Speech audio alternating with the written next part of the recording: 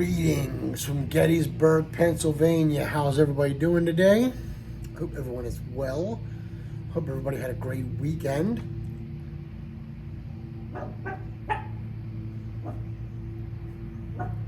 Piper says the same. So, today we are doing a video for Rustic Piper's giveaway. And the question from the man, the myth, the legend, is a childhood memory. Boy, oh boy. There's a few, but I have video ideas for them as I thought of them. So I'm like, which one do I want to use and which one do I want to bounce off of?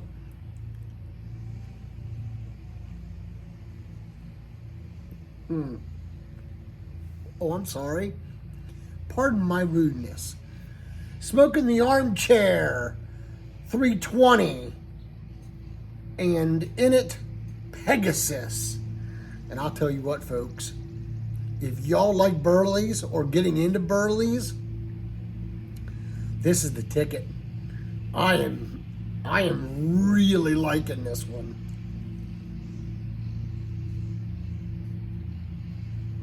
Two kinds of Virginias, some Burley, which is the base, and a little bit of Cavendish. Oh yeah, she's good.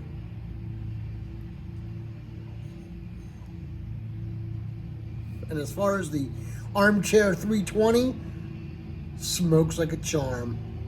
Thank you, Ed. Appreciate you, brother. So, Rustic Piper, let's get into it. A childhood memory.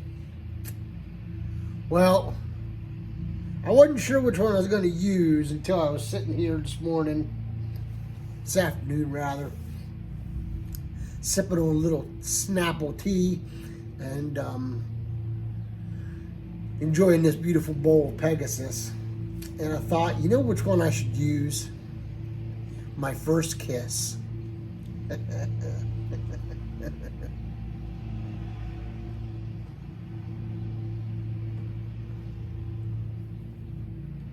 Her name was Lucy, and she lived up the street.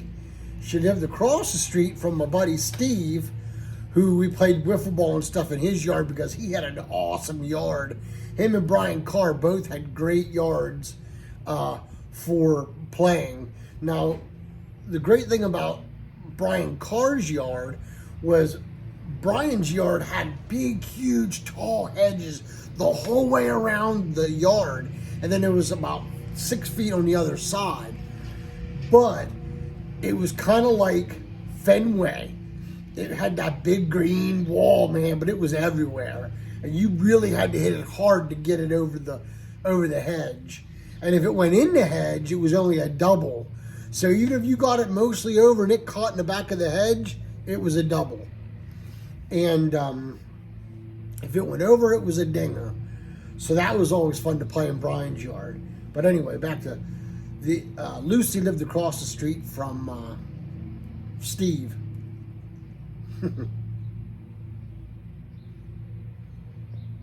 And we used to, when I was younger, of course, a couple years younger, I would go over there and we would finger paint together, and her mom would make us lunch, and if it was snowing, we'd come in and she'd put our clothes in the dryer together, and we would sit and have hot cocoa together, and maybe a little bowl of oatmeal or something, and I will never forget old Lucy.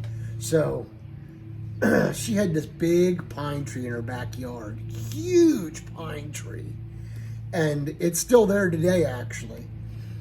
And we were sitting underneath it one day, we were talking, and I don't know what, we were just talking, I guess, and it was me, Lucy, my buddy Shane, and my buddy Danny, and we were under there, and I think Danny went home, and then Shane's mom called him over for lunch, which he lived right in the apartments right next to Lucy.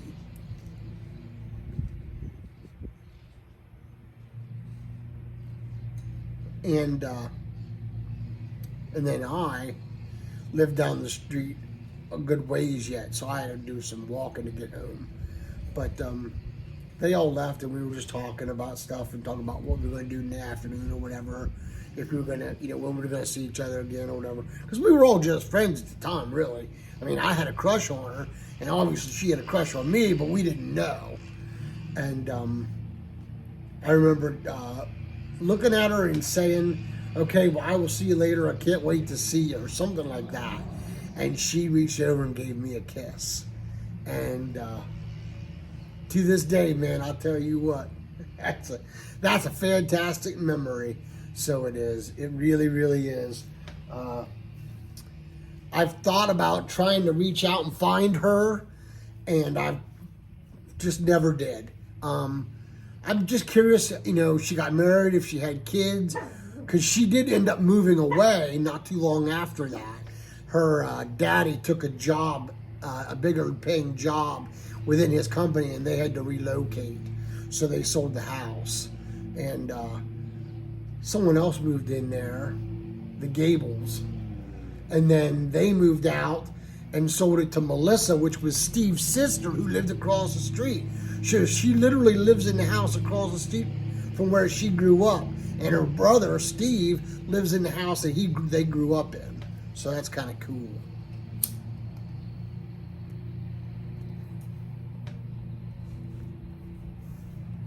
So that's my little story about a childhood memory.